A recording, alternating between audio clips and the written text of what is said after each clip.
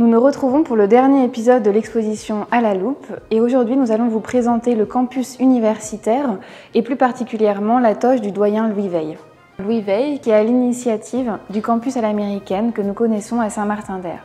Cependant autrefois c'était une zone maraîchère.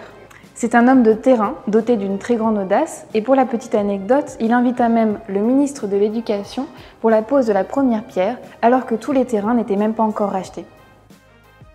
Dans cette vitrine, nous allons vous présenter la toge du doyen Louis Veil qui, avant de rejoindre le musée, a fait l'office d'une restauration, c'est-à-dire un dépoussiérage, la consolidation de certains pans et un défroissage.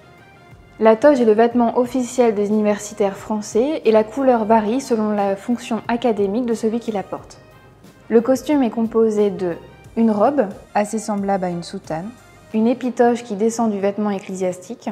Il s'agit d'une bande de tissu de la couleur spécifique, attachée par un bouton au niveau de l'épaule, avec une extrémité large et triangulaire à l'arrière et une extrémité plus longue et étroite à l'avant.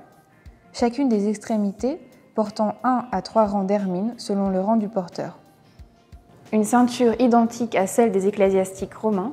Longue et large, elle est finie par des franges, soit dorées, soit de la couleur spécifique, et comporte un large nœud ornemental et une longue extrémité pendant sur le devant du costume du côté gauche. Un rabat de couleur blanche, c'est une sorte de jabot en batiste ou en dentelle selon le rang du porteur, par-dessus lequel les hommes peuvent porter un nœud papillon blanc pour des occasions très formelles.